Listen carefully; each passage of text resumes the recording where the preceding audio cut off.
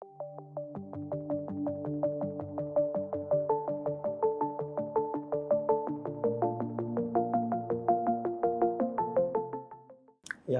while on the subject of data, I have to bring this up. The GDP numbers, the Q3 numbers of 8.4%, and the revision of the corresponding quarters previous year, the constant revisions which happen, and the pace at which they happen.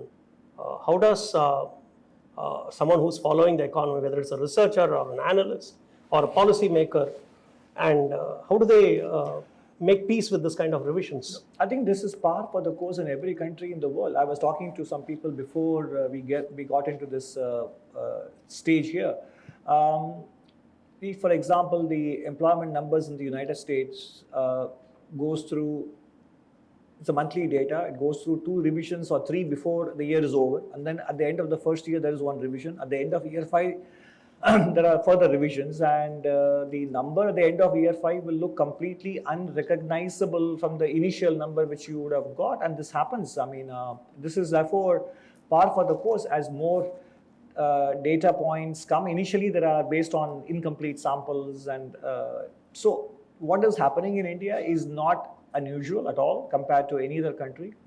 And especially since you mentioned the third quarter data, it is the case that first of all, Indian GDP data are not quarterly, seasonally adjusted quarterly data. So therefore, in the third quarter of this year, when you compare it to third quarter of last year, GVA and GDP, you just have to add indirect taxes minus subsidies, right? So, and subsidies did have a huge contraction compared to last year. In the third quarter, it's just the third quarter. So, and then to say that the third quarter number of 8+% GDP growth seems on the high side, one has to recognize the fact that the first 2 quarters also the growth was quite good, and there is a momentum which is there in the economy. And if you look at the higher frequency indicators like GST collections or credit growth, non-food credit growth, and the fact that the purchasing managers indices of both services and the manufacturing sectors have been consistently above that 50 threshold, neutral threshold, above which you are expanding and below which you are contracting. You look at all those things, I don't see inconsistency between GDP numbers and other indicators of economic activity. I think sometimes we probably think that if the numbers don't match our expectations, we think it is overstated. If it comes out disappointingly as we want it to be, then we think it's accurate. Because I remember, I wrote it in my column also, in 2020-21 first quarter, the COVID impact, when India's GDP contracted in real terms by more than 20%. At the time, nobody complained that India's statistics was not correct, because the 20% contraction, probably they were very happy with it. So I think much of this criticism also has to reflect each one's preconceptions on what they want to see in the data, rather than looking at the data for what it is. Yeah, that's a point. I agree with that to an extent. But these advanced quick estimates, how much do they capture the informal sector? The formal sector reporting is captured. I have some MSME friends here who will say that the sector is in distress, but you're saying 8.4% economic growth. Look, in a 1.4 billion population country, there will be pockets that will not be firing on all. So it's not possible to expect that all sectors of the economy will be firing on all cylinders. Therefore, it is not to trivialize the difficulties that some sectors face. So they have to be addressed, and they should be addressed through multiple ways, and that is why the emergency credit line guarantee scheme came up, and then now there are other ways of trying to use GST invoices to make sure that they become a collateral for working capital loans, and also the receivables exchanges, and more importantly, the announcement made in the budget of last year in 2023 February, that that large enterprises cannot set off payments made to MSMEs in their taxable income unless they actually have made that payment. So all those measures need to happen, and it is important to remember that what would have been the counterfactual had these things not happened. it would have been more difficult. Fair But enough. challenges will be there, and I think when economic shocks like COVID or a pandemic occur, the impact of the shock is almost instantaneous. It happens in a very compressed period. But the recovery always takes longer. And the same thing with other natural disasters. When a quake or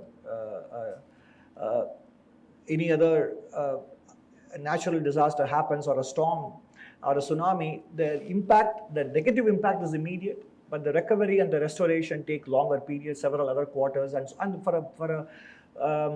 for an event like the pandemic, which lasted nearly 1.5 to 2 years, therefore the recovery process will take. It's not just about extraordinary calamities that we're talking about. Right. Even in normal times, MSMEs from many years in the past, I've been hearing that feedback from the ground that Yes. we are not doing well, we are in distress, we need government support. They're constantly knocking on your doors for support.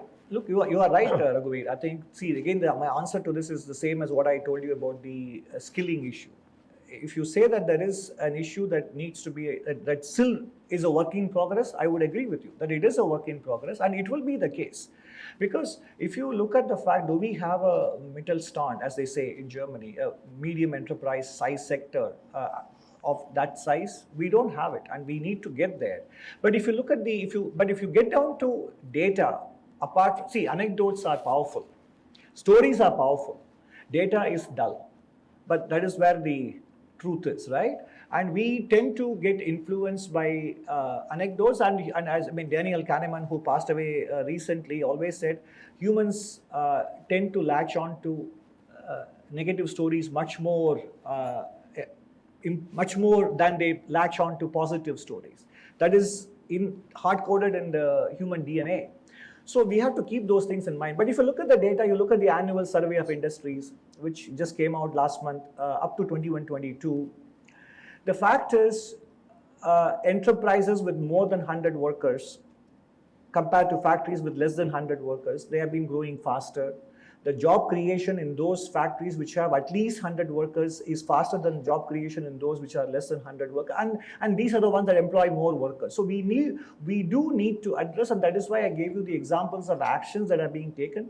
So again, and also as we address one problem, it is natural for us to put that behind us and look at the issue that remains unaddressed so far. So our aspirations and our benchmarks also keep rising when some issues get addressed and other issues remain unaddressed. So it doesn't mean that there has been no progress.